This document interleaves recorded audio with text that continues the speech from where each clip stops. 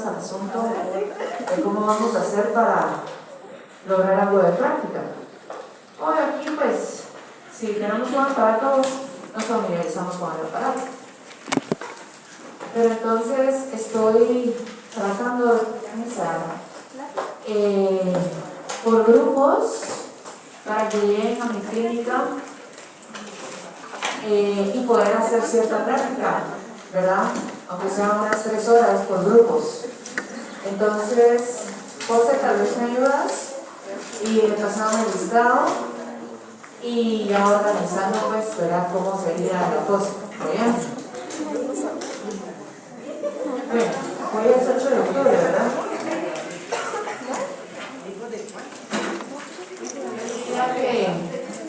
¿Cuántos seremos? ¿Cuántos somos, Ana? Más o menos como 60, ¿verdad? Si pensamos grupos de 5, yo creería que grupos de 5. Sí, ¿verdad? Yo creería que grupos de 5. Entonces tal vez José y Ana me ayudan a armar los grupos y ver. Y entonces yo hago logística. Creería yo que podría ser, no sé, no voy a pensar en cómo. Pero o sea, porque si no, o sea, aquí como les digo, ¿verdad? O sea, hacer una práctica, ok, lo hacemos, pero sí sería importante que lográramos, no sé ustedes cómo están en horarios, ¿cuándo tienen disponible? Pues en horario, ¿verdad? Ajá, sí, en esa opción pensé. En jueves, ¿a partir de qué hora están ustedes como jueves y sábado? Jueves, ¿en qué horario están? Sí, pues, pero es el horario, ¿no? ¿Qué horario jueves? ¿A partir de qué hora se desocupan? A las 5. No, como 5:15, 5:20. Ajá. Pero se ve que O sea, tenemos que hacer. Presenciales y terminamos a las 5. más de las 5. Y aparte, otra práctica que estoy también programando, pero eso también va a ser sábado, ¿verdad? Para que vayamos todos. Ok, bueno. Entonces, buenos días. Gracias por estar presentes. El día de hoy, pues, vamos a continuar. Ay, yo ya. Tenemos pendiente, Yo sabía que no había visto. tenemos pendiente el caso de la otra sección, ¿verdad? Que sería medicina de la parálisis facial. Yo había pensado en que no lo resolviéramos, pero es que hay que resolverlo, ¿verdad? Y se recuerdan, 1 y 2, se recuerdan que eso me lo tienen que entregar, ¿verdad? Entonces, vamos a... Considerando entonces, porque aquí aplicaría, ¿se recuerdan ustedes que tenemos... Pero es que se ponen todo. No importa. Nuestra clase del jueves pasado. Voy a poner el papel.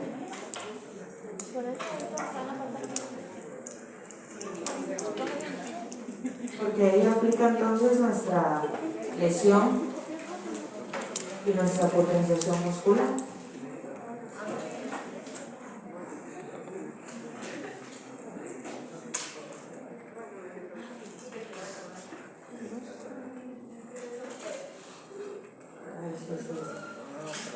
Leila. Salazar González.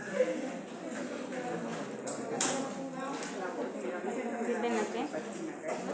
¿Sirven qué? ¿Y aquí?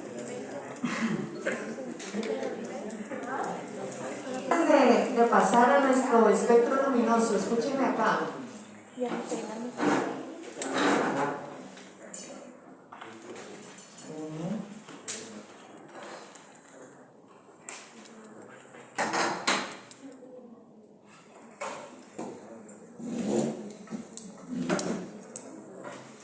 Ok, antes de pasar a nuestro espectro luminoso, nosotros cuando hablamos, decíamos el día jueves, ¿se recuerdan que dijimos, ok, nosotros dentro de nuestro espectro electromagnético, pues ya hemos visualizado prácticamente que aquí un pequeño espectro electromagnético?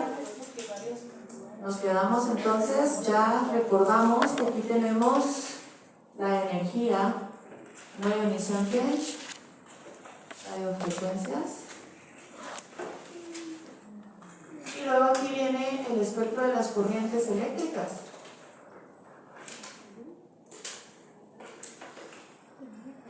En esas corrientes eléctricas nosotros hemos visto la baja frecuencia y la media frecuencia. La alta frecuencia, que también es corriente eléctrica, jóvenes, presten atención por favor. La alta frecuencia está caracterizada por tener tal velocidad, es decir, frecuencia tan alta, que cuando se emana del aparato ya se emana como energía térmica. Es decir, que viene la corriente eléctrica en el aparato, y aquí vamos a mencionar la ley de Joule. La ley de Joule entonces permite la conversión, en este caso, de una energía eléctrica en energía térmica.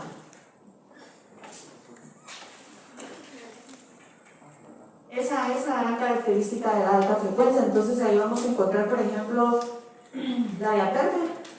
La diatermia por onda corta es lo más frecuente, por lo que esa parte de la alta frecuencia vamos a esperar un poquito y vamos a avanzar. Nos pasamos entonces específicamente hacia el espectro luminoso. Jóvenes, por favor, presten atención. No estén chateando, chateen después, no se duerman. Si se están durmiendo, pues pónganse de pie. ¿Es válido? Yo me duermo, sí, yo me duermo, yo vengo, me pongo de pie, yo me muevo, yo busco qué hacer por estar despierto. Ok, entonces esa línea punteada, pues quiere decir que a partir de ahí se nos viene la ¿qué energía? Ionizante, ¿verdad? Ok, entonces nosotros trabajamos con energía no ionizante. Aquí arriba nosotros ya vamos a encontrar los rayos X, los rayos gamma.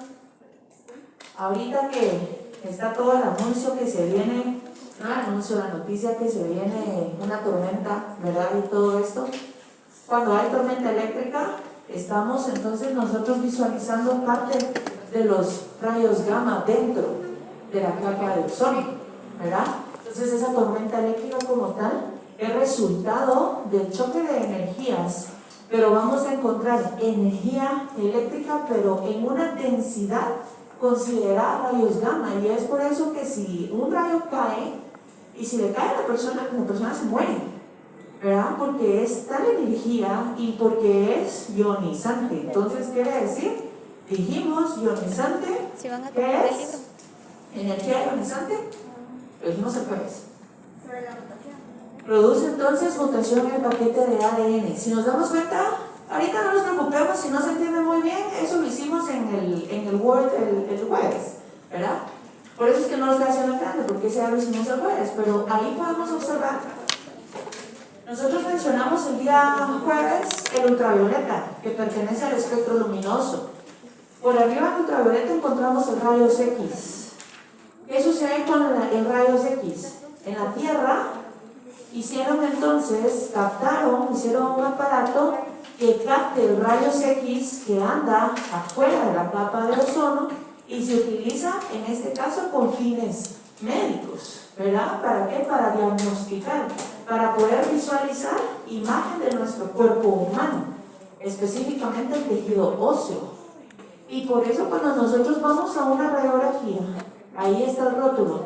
Si usted está embarazada o cree estarlo, por favor dígaselo, háganoslo saber. ¿Por qué? Porque el rayos X produce mutación, porque es ionizante, ¿sí? Entonces si tú estás embarazada y ni lo sabes, si te vas y te das a la radiografía, existe la gran probabilidad que exista una mutación en el paquete de ADN, y entonces se forma o nos toparemos con algún tipo de malformación congénita, o si es muy temprano, hasta una pérdida súbita del embrión, ¿sí? Ahora en la población pediátrica, por eso es que no se hace la radiografía si la persona no lo necesita, porque entonces tenemos los centros de osificación, ¿Se recuerdan cuando vimos en Anatomía 1 en algún momento? Siempre se mencionaban en todos los documentos los centros de ossificación, porque quiere decir que el hueso está creciendo, ¿sí? Y si el hueso en crecimiento recibe energía no ionizante, existe la gran probabilidad que se produzca algún tipo de mutación, ¿sí? Mutación en el paquete de ADN de las células, de las trabéculas como tal de crecimiento del tejido óseo. Entonces, ¿qué sucede? Puede llegar a dejar de crecer, de interrumpirse ese crecimiento, ¿sí? Entonces, por eso es que no, o sea, a la población pediátrica se le hace la radiografía si el médico así lo indica o el profesional en salud así lo indica, pero se sabe que es de verdad porque lo necesita, ¿sí? Entonces, nosotros no trabajamos con ese tipo de energías, pero ¿qué sucede, por ejemplo, con la alta frecuencia que yo mencionaba acá? ¿Verdad? Yo les mencioné hoy una diatermia de onda corta. Y eso es lo que tenemos llamémosle a nuestro alcance. La diatermia de onda corta nos dice la literatura que si un paciente tuvo cáncer o si tiene cáncer, está contraindicada la diatermia. ¿Sí? Está contraindicada a alta frecuencia. Entonces imagínense ustedes qué grado de energía tiene una diatermia de onda corta como tal. Aunque no estamos, veamos acá el espectro, no estamos en energía ionizante porque está acá, pero estamos diciendo que la alta frecuencia se caracteriza por tener ciertos fenómenos físicos que permitan la conversión de energía, que eso ocurre también en nuestro espectro luminoso. Pero en la alta frecuencia, como se maneja tal potencia, si alguien tiene antecedentes de CA, entonces no lo vamos a utilizar. Inclusive, una de las autoras, Michelle Cameron, dice en su libro que cuando ella hace práctica de esto, ella se sale del salón y se distancia, no sé si menciona, por lo menos 100 metros, ¿sí? Yo espero que me den la práctica que estoy solicitando y de ser así, entonces nos vamos a familiarizar y vamos a darnos cuenta tal grado de energía que se maneja con estos aparatos. Y yo siempre he dicho catedrática de electro porque soy catedrática de electroterapia mayormente. Yo siempre he dicho que para ser fisioterapeuta no quiere decir de que necesitas toda esta clase de aparatos. Eso es un área, eso es una rama, ¿verdad? Pero entonces, hay quienes creen que fisioterapia es solamente el uso de aparatos, y no es así. Hay quienes creen que fisioterapia es solo el uso del masaje, y no es así, ¿verdad? Ok. Bueno, entrando entonces a esta parte. O sea que nosotros hemos distinguido, hemos diferenciado ciertos fenómenos en las corrientes eléctricas de baja y de media frecuencia. En la baja frecuencia nosotros distinguimos ya que vamos a encontrar efectos polares. Y ya dijimos que en la media frecuencia no hay efectos polares. Y alguien me decía, ¿qué sucede con lo que no produce efecto polar? Entonces va a producir el efecto fisiológico mencionado. ¿Se recuerdan que nosotros cuando vimos las diferentes clasificaciones de las corrientes eléctricas dijimos la clasificación según efectos sobre el organismo? La clasificación según efectos sobre el organismo vamos a tener efectos sensitivos, efectos, eso ya lo vimos, ¿verdad? Pero o sea, yo lo que quiero que veamos es cómo tenemos que ir como entrelazando todo el contenido. Efectos sensitivos, efectos motores, efectos estimulantes al metabolismo o que estimulan el metabolismo. Y se recuerda que en nuestra primera clase presencial hicimos pues una tablita y sacamos entonces cómo era esto. Ahora bien, nosotros, como yo les dije en esa clase, los efectos sensitivos nosotros vamos a encontrar aquí entonces el tratamiento analgésico. También vamos a encontrar trastornos de la sensibilidad. Ahora cuando nosotros hablamos de efectos motores, y es ahí donde aplica el caso que planteó la otra sección. En los efectos motores vamos a decir que tenemos afección motora, pero ya hemos dicho que en la afección motora tenemos entonces dos condiciones: si el nervio está sano o si el nervio está enfermo. Eso fue lo que dijimos en la clase virtual del jueves pasado, ¿verdad? Entonces, aquí, afección motora, dos condiciones en sí, o vamos a colocarlo, considerarás el estado, digo acá, estado del nervio, pero en sí es de la unión neuromotora.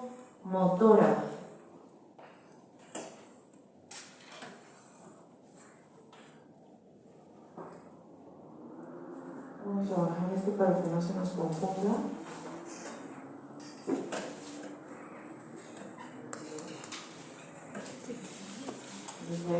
Efectos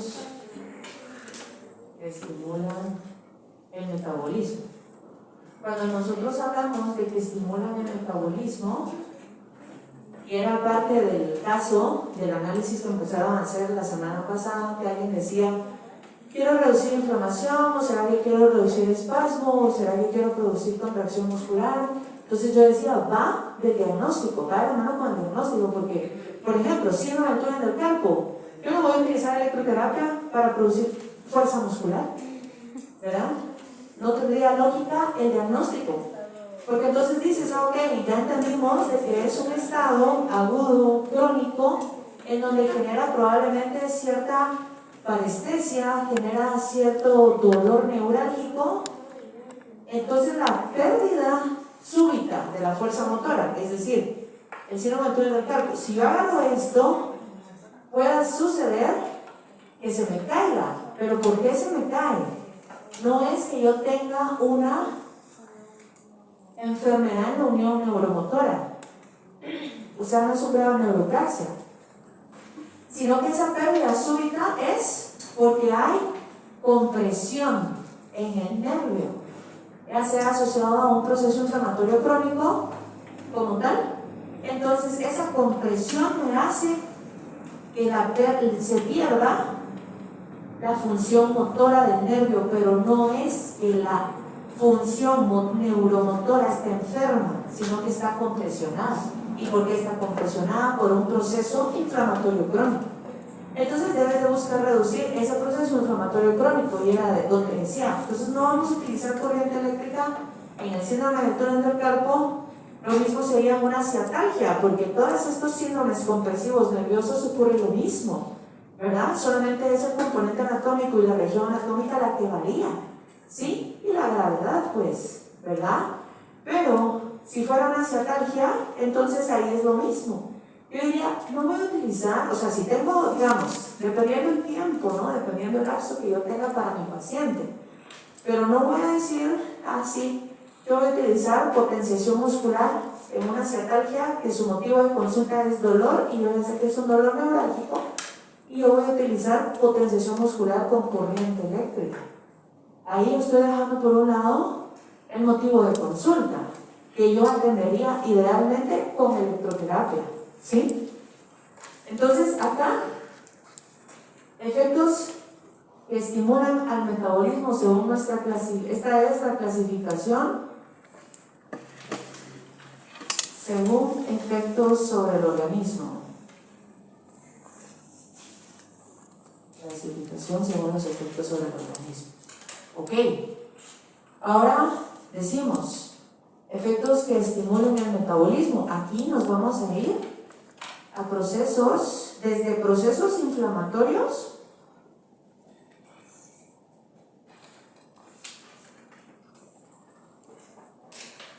en sus diferentes fases, tanto agudos, subagudos y crónicos.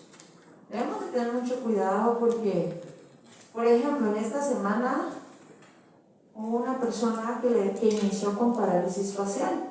Hoy es el miércoles, fue entonces con el neurólogo, entonces me contactan y me dicen que sí, es conveniente empezar con electroterapia, porque no es que sea mi paciente, sino que es paciente de alguien más, y entonces ese alguien más tiene la duda de utilizar electroterapia o no.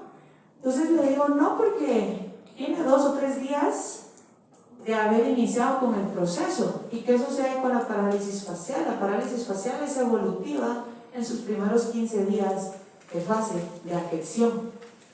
Entonces quiere decir de que si inicias hoy, no quiere decir que fue leve del todo, sino que quiere decir de que pueden pasar hasta, la literatura dice 10 días, pero démosle ese más o menos. Pero en sí son 10 días los que se tienen para que una parálisis facial se considere que ya se estableció. Entonces, en esos primeros 10 días no vas a utilizar electroterapia. Tampoco está recomendado, por ejemplo, un agente térmico como tal. Entonces, por ejemplo, el infrarrojo no lo vamos a utilizar en esos primeros 10 días. Pero como lo sabemos ahorita, porque eso les estoy contando, pero ¿cómo se sabe esto? Porque entonces la misma literatura nos lo dice, y vuelvo y digo, aunque yo sea catedrática de electroterapia, ¿verdad? Entonces, en un proceso agudo aquí estoy diciendo que según la clasificación tenemos corrientes eléctricas que están destinadas a procesos inflamatorios agudos, pero aquí va de la mano con la fisiopatología del diagnóstico, versus si alguien tuvo un esguince de tobillo. Yo siempre he contado este caso, pero es un caso donde una persona va a jugar fútbol, ¿verdad? Entonces están en el campo, el paciente, la persona, que en ese momento no es mi paciente, me llaman que el paciente, que a la persona le habían doblado el pie y que no se podía ni levantar. Entonces era un sábado, no me dedicaba todavía tanto a la docencia, entonces que si yo podía llegar, y ay Dios mío, bueno, ahorita hoy era cerca de mi clínica, ahí en Los Arcos. Entonces me muevo, llevo muletas y llego, ¿verdad?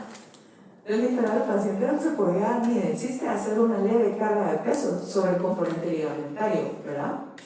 Entonces, bueno, ya entre ciertas personas que lo ayudamos, el paciente salió en muletas. Nos vamos para la clínica, ¿verdad? Jóvenes, se los aseguro que en menos de 5, o sea, fue tal grado de lesión al componente ligamentario que era un edema extremo, equimosis extrema, o sea, sangrado interno. Entonces, en realidad hasta parecía fractura, imagínense ustedes. Entonces, estamos hablando, en ese caso, igual de un proceso inflamatorio agudo. Y que en ese caso sí está indicado corriente eléctrica para reducir inflamación en proceso agudo. Pero que te lo dicen, el diagnóstico, la fisiopatología, porque estamos entendiendo que ese proceso inflamatorio está asociado hacia un proceso traumatológico en donde hubo una lesión al componente ligamentario y ha generado entonces toda esta cadena inflamatoria aguda. Y ahí entonces el paciente, eso fue un sábado y el martes tenía que viajar. Imagínense ustedes qué gran reto. Pero viajó y se fue y se curó. No se curó, pero logró viajar. Sí, hicimos, o sea, estuvo en tratamiento sábado, domingo, lunes y martes todavía antes de subirse al avión prácticamente. Entonces, quiere decir que en ese proceso estuvo bien utilizar corriente eléctrica como proceso inflamatorio agudo versus la parálisis facial que les contaba contraindicada, ¿verdad? Entonces, es muy importante siempre reconocer la fisiopatología del diagnóstico que esté cursando el paciente. Y algo muy importante que ya nos quedó claro, que ustedes me lo dijeron la semana pasada, la semana de evolución, o el tiempo de evolución. Ok, procesos inflamatorios, bueno, entonces, corrientes eléctricas que estimulan el metabolismo, procesos inflamatorios. También vamos a decir, esto es Yo creo que está muy de moda, creo que está muy de moda y es el tratamiento para las cicatrices. Vamos a poner aquí,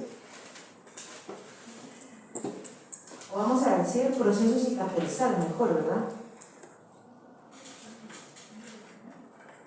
Proceso cicatrizal.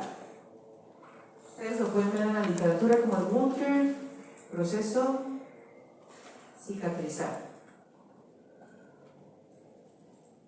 Vamos a colocar en paréntesis.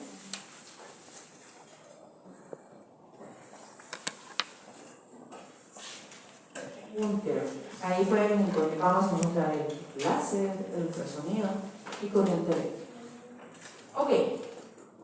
Hablando entonces de corrientes, si hablamos aquí de corrientes eléctricas y si me lo preguntan, yo lo hubiera preguntado, pero ustedes no me lo preguntaron. ¿Qué corriente eléctrica utilizó Tension burst o ráfagas, ¿verdad?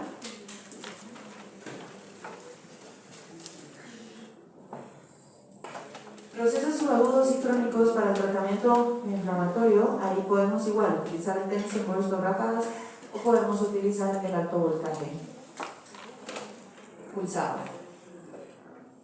La duración de fase será según la severidad.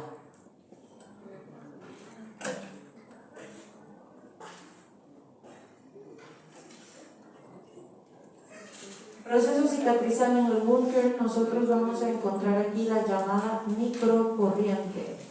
Sepamos que la microcorriente, no se duerman, se están durmiendo. No crean que no he visto quiénes están dormidos. ¿Están dormidos? Pues qué pasa que se duermen. Sí, niño. Y si supieran mi vida, ¿cómo es, verdad? Si no. No se duerman, no se duerman. Qué increíble.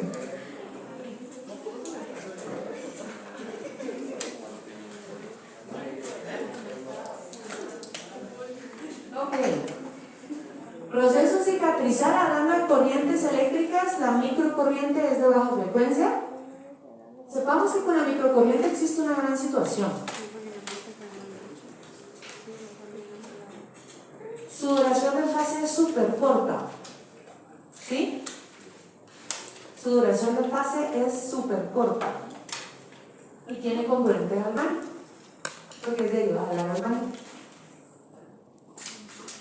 Entonces en la microcorriente el paciente casi no va a percibir el estímulo. ¿Sí? Entonces muchas veces el paciente cree que no le estás haciendo nada. Pero ya lo sabemos entonces que pues es una condición, es una corriente eléctrica como tal que probablemente no lo va a percibir mucho el paciente. Ráfagas, ajá. Ok.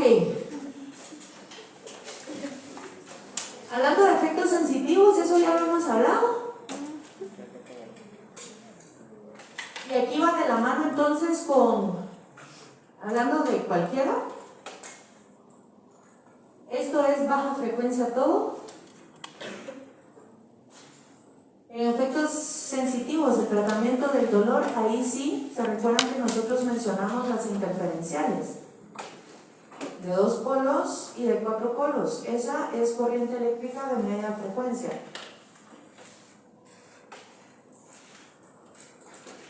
Su frecuencia oscila de la de 2 polos en los 2000 Hz y la de 4 polos oscila en 4000 Hz.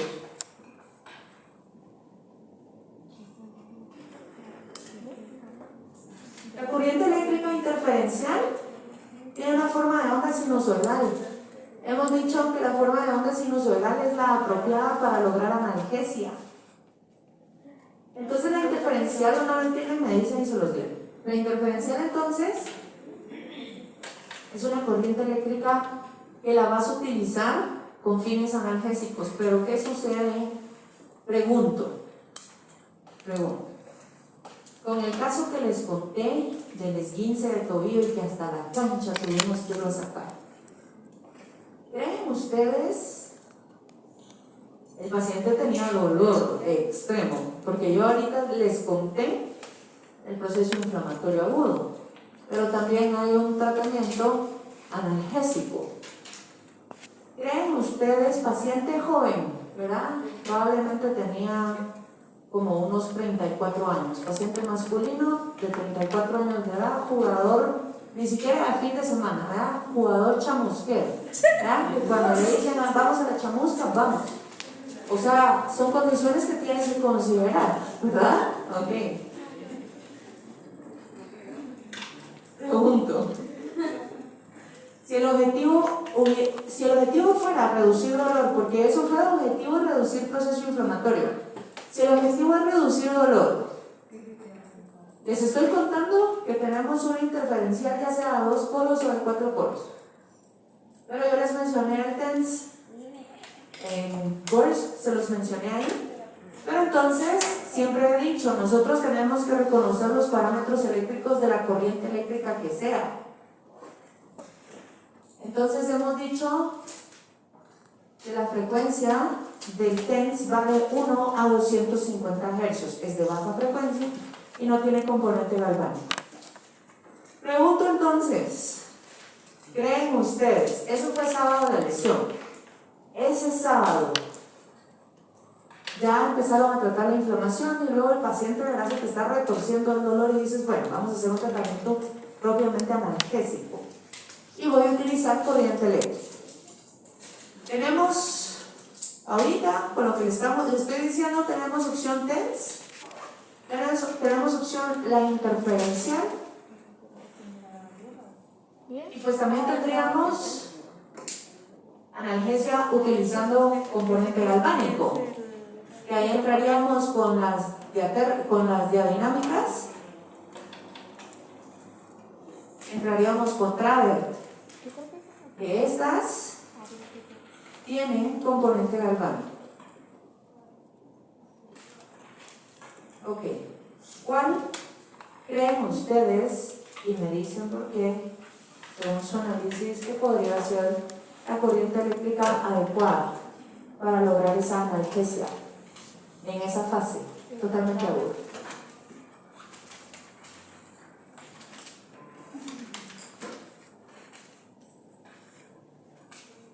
¿Cuál creen que es? Analiza.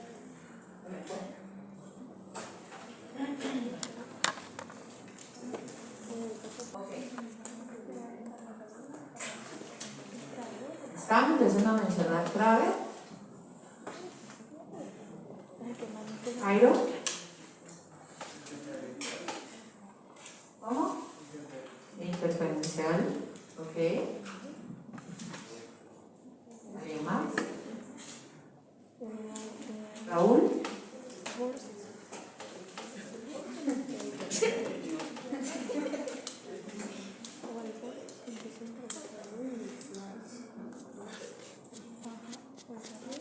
José.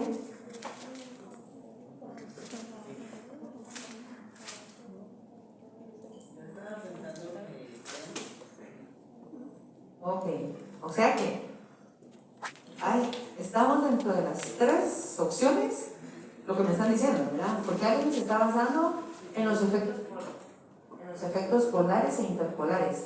Alguien se está basando en la frecuencia y alguien se está basando en los efectos del TENS. Yo les voy a contar acá.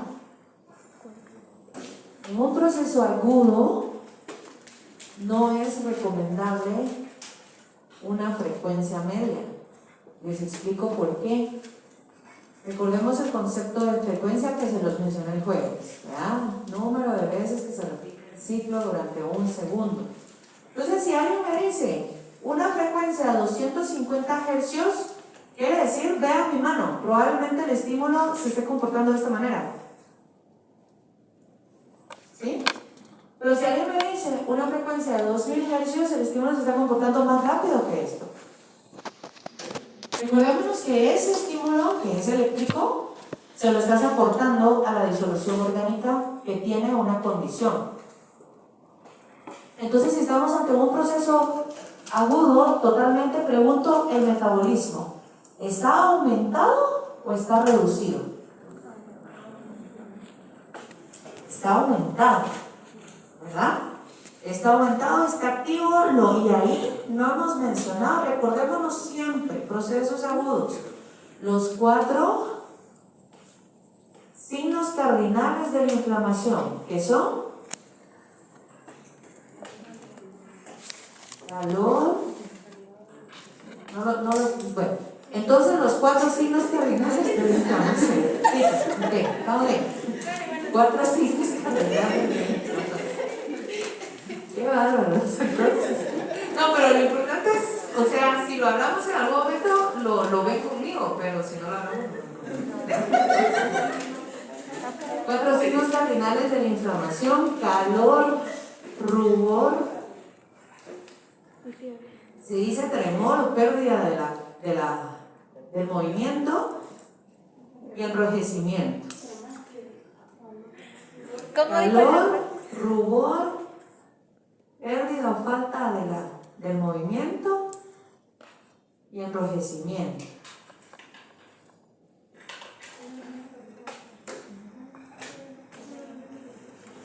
No, el rubor está asociado al aumento de temperatura. Ahora el enrojecimiento está asociado a un aumento de flujo sanguíneo. Esa es la diferencia. Entonces, imagínense, yo no sé, pueden haber procesos, o no llamemos procesos, sino digamos historias clínicas crónicas, ¿sí? Por ejemplo, yo tuve un paciente que jugaba fútbol, él sí no era chamusquero, y él tuvo una condición en las rodillas, y el equipo decidió operarlo. No hizo fisioterapia y lo operaron bilateral de las rodillas y no volvió jamás a la cancha, y luego le terminaron su contrato.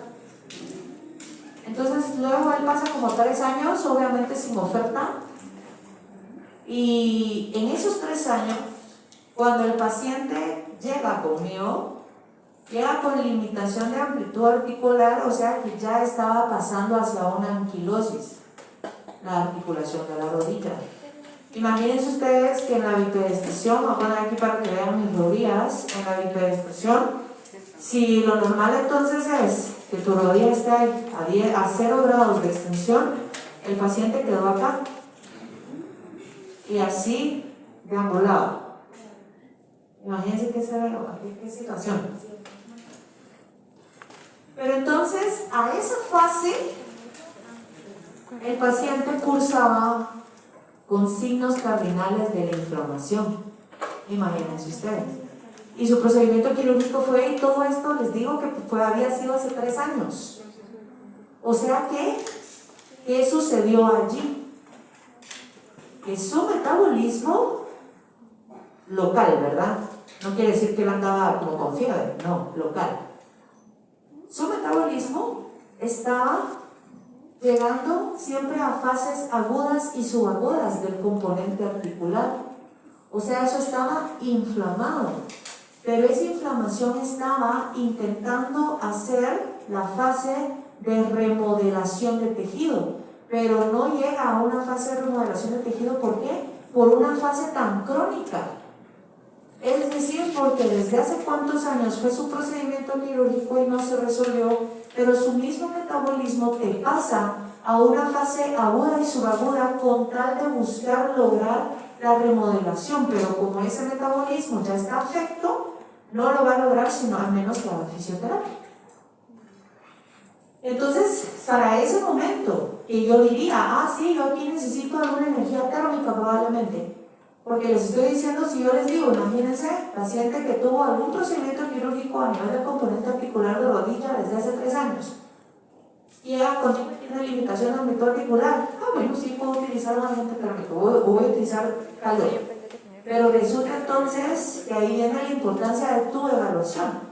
Porque dices, no, el paciente está cursando, o sea, lo miras y la misma persona lo siente y te dice, mire, y esto a mí se me pone caliente, caliente, caliente. ¿Sí? Eso, entonces son signos cardinales de un proceso inflamatorio agudo. ¿Qué pasó ahí? Hicimos fisioterapia creo que tal vez como un año. Lo volvieron a contratar en otro equipo y actualmente él ejerce. O sea que fue bueno, ¿verdad? Fue bueno que no perdió la esperanza y llegó a fisioterapia y se resolvió. Pero después de qué, ¿verdad? Donde un equipo le daña las rodillas y obviamente estás confiando en el equipo y resultó que no era así, ¿verdad? Pero ¿qué pasó? Ahí es donde uno siempre tiene que tener un par de citas médicas, ¿verdad? Para escuchar opiniones, ¿verdad? Siempre, por favor. Ok, ¿en qué estábamos? Ah, sí, en resolver la duda. Entonces, en un proceso agudo no es recomendable tal velocidad o frecuencia, ¿sí? Siempre vas a utilizar bajas frecuencias en un proceso agudo. 1, 2. Mencionan Traver. Traver es para un dolor neurálgico. ¿Será que esto es un dolor? Si tiene dolor, ¿será que es un dolor neurálgico? No, es un dolor neurálgico, ¿verdad? Es un dolor mecánico. Ok, ¿qué sucede con el dolor en electroterapia? Se los anoto acá arriba.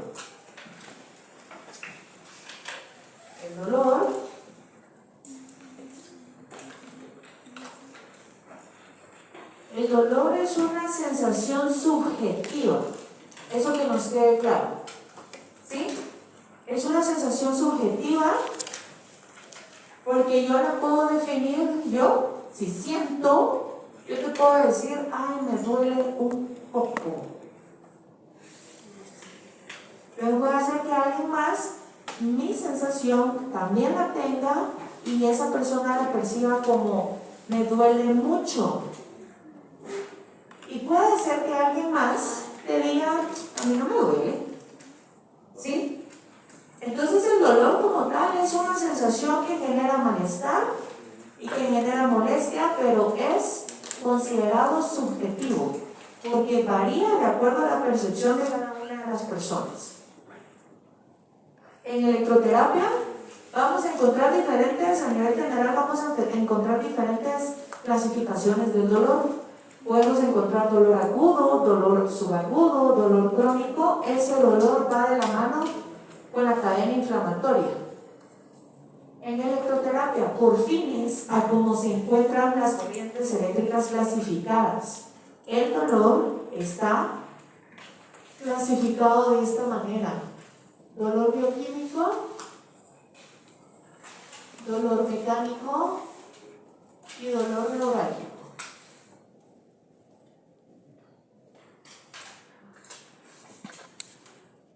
¿Qué sucede con este dolor? Todo dolor, todo inicia como dolor bioquímico, porque está relacionado con la fase inflamatoria. Y según el mecanismo de lesión y según el tiempo de evolución, el dolor migra a dolor mecánico y a dolor neurálgico. ¿Qué es la diferencia? El componente anatómico que afecta. El dolor bioquímico está asociado entonces a una cadena inflamatoria. Tú te golpeas, se va a comportar como una cadena inflamatoria aguda, por ende, dolor bioquímico. Porque entonces tenemos reacciones del proceso inflamatorio. Pero ahora agreguémosle que el paciente estaba jugando, iba corriendo y entonces se barren y le hacen esto en el pie. Y él ahí es chamusquero, dijimos, ¿verdad? No es jugador élite. Entonces quiere decir que se barre y se dobla y se cae. Entonces veamos el pie, ¿qué pasó? Si esta es la mortaja del tobillo, y si lo voy a hacer acá, le viene la fuerza le vino acá, entonces, y lleva la fuerza sobre el eje axial, quiere decir que su pie pasó esto. Eso pasó. ¿Verdad? Acá. Entonces pensemos en el componente ligamentario y articular. El paciente se tuvo que hacer una radiografía, obviamente. Después de estabilizado en la clínica, porque se estabilizó, ya se hizo una radiografía y no había fractura. ¿verdad? Entonces su tratamiento fue tratado como un esguince de tobillo grado 2. Ok, ¿qué sucede? ¿Qué pasó con este paciente? El dolor bioquímico. Pregunto, ¿creen ustedes que en 3 días de tratamiento y lesión, ¿verdad? Porque podemos tener 3 días de tratamiento, pero tu lesión fue hace un montón de tiempo. Pero en este caso que estamos diciendo, que el día que se lesionó lo fuimos a sacar a la cancha y se atendió, y se la atendió sábado, domingo y lunes. ¿Creen ustedes que el dolor pudo migrar? No migró. En 3 días, porque estamos diciendo que un dolor bioquímico va de la mano con el proceso inflamatorio. ¿Cuándo migra el dolor bioquímico? Cuando va avanzando la fase inflamatoria. ¿Sí? Entonces en 3 días estamos en una fase totalmente aguda. O sea, ¿qué dolor tenía el paciente? Dolor bioquímico. Ese dolor tenía 1 y 2 en una fase totalmente aguda, es decir, signos cardinales de la inflamación.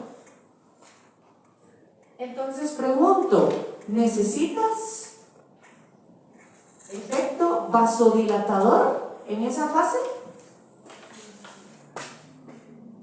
Vasodilatador. No. No la necesitas.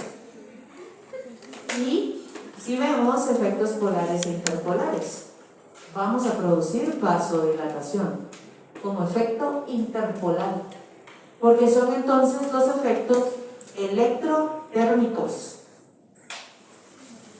Acá, vean acá. Efectos polares, esto es lo que ocurre debajo del ánodo y debajo del cátodo. Y ahí sí es correcto decir, ok, uno reduce y el otro estimula, va. Pero no podemos separar de los efectos interpolares, es decir, lo que se produce en la disolución orgánica. Y ahí vienen entonces los llamados, los efectos electrotérmicos. Y eso lo produces con cualquier corriente eléctrica que tenga componente galvánico. Entonces sería correcto decir que este paciente en esta fase, en estos 3 días que recibió tratamiento, ¿sería correcto pensar en esto? No, ¿por qué? Porque no quieres producir tu vasodilatación. Porque entonces, imagínate tú, ya voy a buscar la foto, imagínate tú un edema, una equimosis, un cambio de temperatura, aumento de temperatura, y entonces produces efectos electrotérmicos. No se hace. Entonces, ¿cuál sería la mejor opción si tú quieres, en ese caso, reducir dolor? Pues entonces tendrías que utilizar alguna opción de TENS. ¿Por qué? Por las características eléctricas y por la forma de onda que se recuerdan que también se las enseñé en una clase virtual, las 4 formas de onda consideradas básicas. Ok, ¿estamos claros con eso? Vamos claros hasta ahí. Si hay dudas, por favor, díganmelo, pero pongámonos de pie, descansemos unos 3 minutos. ¿Cómo sabemos? Esto es muy importante. ¿Cómo sabemos estos detalles que hemos platicado en las clases presenciales? En realidad es considerar lo que nos va diciendo la fisioterapia basada en evidencia, considerar la medicina basada en evidencia, considerar los parámetros eléctricos definitivamente de las corrientes eléctricas y de la energía electromagnética y electrotérmica. Ahorita sé que hay literatura que está diciendo inclusive que el ultrasonido terapéutico no tiene ningún efecto. Entonces yo lo que he dicho es que lo más seguro, o el método de investigación que estamos utilizando no es, o el método de recolección de la muestra y del dato no es el indicado, ¿sí? Entonces, probablemente se esté tomando dentro de los indicadores información subjetiva, y entonces por eso es que el ultrasonido no funciona. Pero eso yo no apoyo, aunque los estudios digan eso, pero que nos quede claro, son revisiones sistemáticas de literatura, número uno. No es que sea una metodología de investigación de campo, y no es que las técnicas utilizadas sean en sí cuantitativas. Ellos son los tipos de estudios que ustedes van a encontrar, que son revisiones sistemáticas de literatura, número uno, y número dos son estudios cualitativos, ¿sí? Entonces, pero ok, eso lo tenemos que saber porque en algún momento te lo van a preguntar, desde tu fisioterapeuta encargado y cuando tú seas fisioterapeuta, ¿verdad? Pero yo, ¿verdad? Que soy fisioterapeuta y que trabajo de fisioterapeuta, yo sí puedo decir que el ultrasonido, una paciente me dijo, creo que hace como 2 meses, que ella ha sido fisioterapia, ella ha hecho fisioterapia desde hace como 10 años por su diagnóstico, ¿verdad? Tiene alguna enfermedad en el espectro reumatológico. Entonces, durante los últimos 10 años de su vida, ella ha necesitado fisioterapia para controlarse el dolor y para mejorar. Y entonces, durante esos 10 años, ella ha tenido diferentes experiencias fisioterapéuticas. Pero entonces ella llegó conmigo, no me recuerdo si hace 6 meses tal vez. Y hace 2 meses me dijo, mira, si ya tuve mi consulta con su reumatóloga. Entonces la reumatóloga la felicitó, los resultados, todo estuvo muy bien. Entonces me dice, mire, es que yo le conté de que estoy viniendo con usted. Y fíjense que yo le dije, con ella sí me funciona el ultrasonido. O sea que cualquier energía que tú utilices, desde cualquier técnica manual hasta cualquier energía que tú utilices, si está mal aplicado, pues no habrá resultado, ¿verdad? Es como yo decía en esta semana, en alguna clase, yo decía, imagínate entonces si el paciente tiene dolor de hombro, por ejemplo, no, pero yo tengo que ganar amplitud articular, y entonces usted sube y baja, porque yo digo que usted sube y baja, pero no más. Entonces vengo yo y le hago un pasivo forzado. El paciente no va a volver, y el paciente va a hablar muy mal de la fisioterapia, no va a hablar mal de ti, ni de tu universidad, va a hablar mal del gremio, que es lo peor, ¿verdad? Entonces va a decir, no, la fisioterapia no sirve. Y va a ir donde un médico a consulta, y el médico le va a decir, sí, es que los fisioterapistas no saben nada. Así de triste, sí. Que se graduaron en México. Así. Lo prometo, que así es. Versus, si lo atiendes bien, y cuando vaya a otro lado, vaya a consulta, entonces el mismo médico va a decir, bueno, entonces va con él, porque por fin encontramos a alguien que no le causó más daño. Ok, entonces a eso quiero llegar yo, de que ustedes siempre vean al paciente no solo ganar amplitud articular, no solo reducir dolor, no solo ganar fuerza muscular. No es solo así de fácil. Entonces no estudiaríamos tantos años, no haríamos tanto lo que hacemos por ser fisioterapeutas, ¿verdad? Bueno, avancemos entonces al caso que era parálisis facial. Nos quedan pocos minutos. Pero veamos acá. Hablando entonces de la clasificación según el efecto motor, ¿verdad? Acá.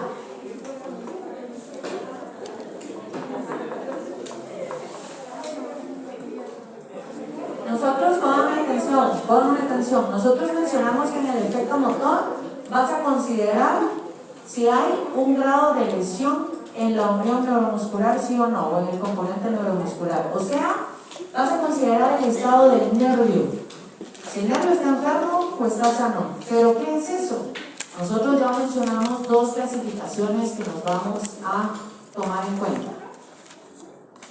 Y aquí viene entonces a hacer la evaluación de la sensibilidad, evaluación de fuerza muscular, y tenemos una evaluación eléctrica, lo tenemos ahí, que se llama rheobase y cronaxia. Van a hacer una tarea de rheobase y cronaxia. La van a hacer, escúchame pues, la van a hacer en los grupos que están armando. Porque entonces el día que les toca, llevan su trabajo de Reobase y Cronax. Y así lo resolvemos in situ conmigo. Reobase Cronaxia, C-R-O-N-A-X-I-A. Cronax, Reobase Cronax. Es entonces la respuesta en sensación, respuesta motora al estímulo eléctrico y lo registras. Y esa es una base, entonces es un indicador, perdón, no es una base, es un indicador para poder establecer tu parámetro eléctrico. ¿Sí? Ok. ¿Qué sucede entonces con el efecto motor? Partes de si hay o no lesión en la unión neuromotora, y entonces aquí consideramos dos clasificaciones que las mencionamos en la clase del jueves pasado.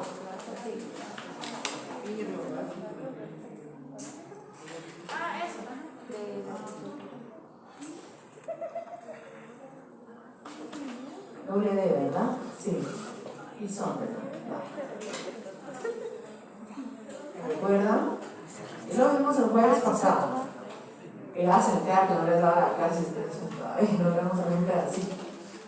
Pero este jueves me la hicieron, desde las 5 ahorita y a las 5:30 empezamos. ¿Sí? A veces a las 5:30 nos podíamos conectar. ¿Sí? Y es que estamos basta, bueno, pues voy a dar un tiempo. Mi hija dando los ingresos. Hija, ¿cómo preparar eso? Hija, ¿cuántos van? Allá adentro, 9. Les voy a escribir que era. Bueno, si ese día me fui a mi casa, desde el jueves yo estaba zombie. Estaba muy cansada, se los prometo, he trabajado mucho toda la semana. Pero, estamos bien. Ok, entonces clasificación de Sedan y clasificación de Sunderland. Pero todo apunta al grado de lesión. Sepamos que aquí vamos a considerar prácticamente el componente nervioso, ¿sí?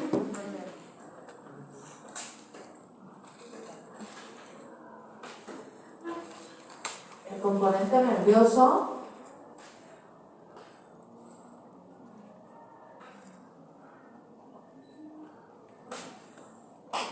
es decir, la estructura, ¿sí? Aquí no fisiológica. Entonces aquí nosotros vamos a considerar, por ejemplo, ¿qué diferencias hay? Veamos, entre la clasificación de Sedan y la clasificación de Sunderland. La clasificación de Sedan está orientada a si el nervio va a ser regenerado o no. Aquí cabe mencionar que la regeneración tiende a ser por medio de las células de Schwann. Las células de Schwann son las encargadas prácticamente de permitir esa remodelación. Pero ojo, yo sé que desde pequeños hemos escuchado que las neuronas no se regeneran, ¿verdad? Y eso es cierto. Pero la neurona es el componente principal o del núcleo del nervio como tal. Pero entonces tenemos la parte del axón. Entonces, si nosotros hablamos de una remodelación a través de las células de Schwann, esto va a ocurrir en el axón. En la neurona no va a ocurrir, ¿verdad? En el núcleo como tal, en el centro. En la neurona no se va a regenerar. Entonces, la clasificación de Sedan está como tal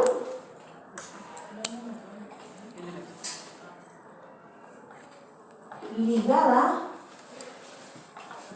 al proceso regenerativo.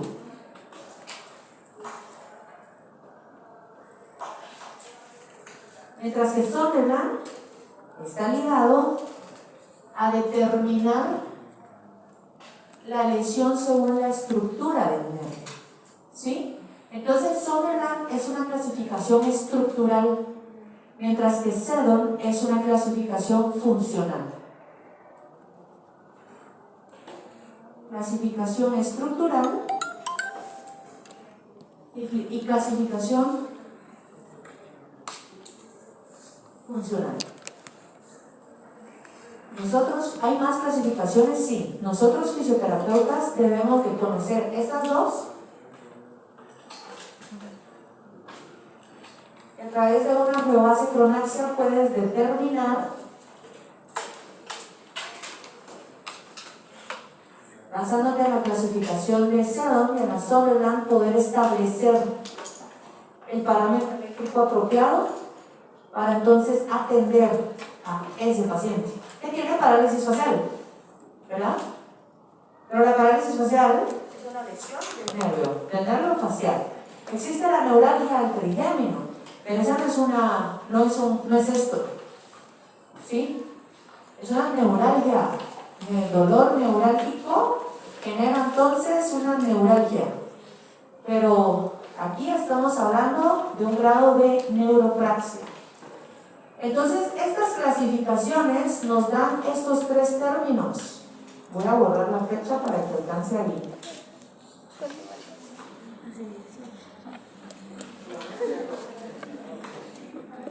Estas tres clasificaciones nos dan entonces el término neuropraxia,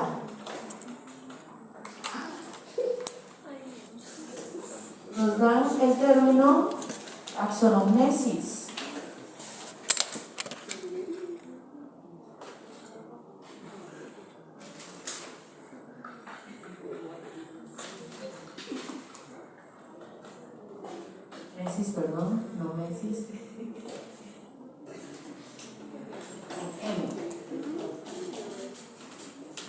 y neuro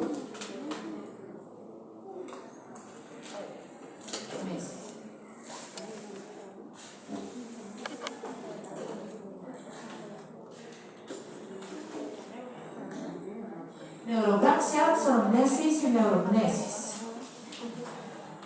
La parálisis facial que mencionaban comúnmente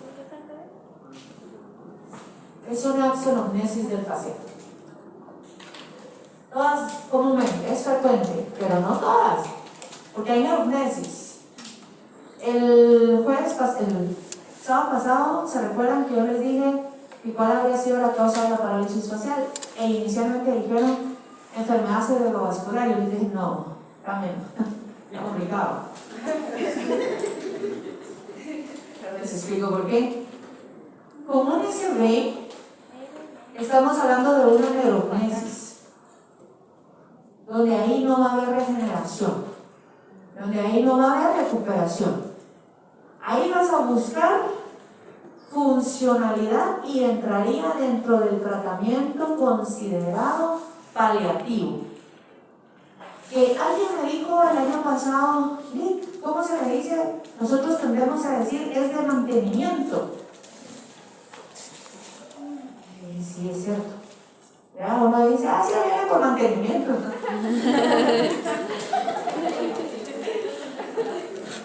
Pero en sí es un cuidado paliativo, ¿sí? Entonces tú puedes tener un campo de acción del fisioterapeuta, es el cuidado paliativo, ¿sí? En el cuidado paliativo entonces entra, por ejemplo, a la persona con secuelas de un evento cerebrovascular que tenga una parálisis facial, pero estamos hablando de una neurognesis. Entonces en esos casos tú no vas a pretender recuperar esa fuerza muscular, esa respuesta motora, sino que vas a tratar de mantener el tono muscular, tratar de disminuir la atrofia muscular, más no vas a decir, si yo quiero que él vuelva a subir las cejas, que vuelva acá, eso no se va a lograr. Pero sí vas a buscar, dentro del cuidado paliativo, que no exista esa atrofia en la hemicara afectada. Versus si es una axonomnesis o si es una neuropraxia. La neuropraxia es la más leve. Y va de la mano entonces, como les decía, Seldon establece esto en base a la regeneración, pero Sutherland lo establece en base a la estructura del nervio. y por eso es que tenemos que unir las dos. ¿Sí? Ok. Por ejemplo, me imagino que ya están familiarizados con el diagnóstico Guillain-Barré. Entonces, en un Guillain-Barré estamos hablando que hay un grado de axonomesis o un grado de neuroplasia. ¿Sí? Y es por eso que utilizas electroterapia. ¿Sí? Yo recuerdo cuando era practicante, yo llegué a hacer práctica a algún centro, a un hospital, y entonces el fisioterapeuta encargado mío me dijo, mira, Marta, hazlo así. Entonces viene y otro lo hice ese día, pero en mi casa yo estructuré un plan, ¿verdad? Entonces, al siguiente día yo llegué con el fisio. Entonces le digo, mire, yo planteo esto, ¿será que lo puedo hacer? Entonces viene el fisio, oye, si está bueno, hacerlo y me enseñas.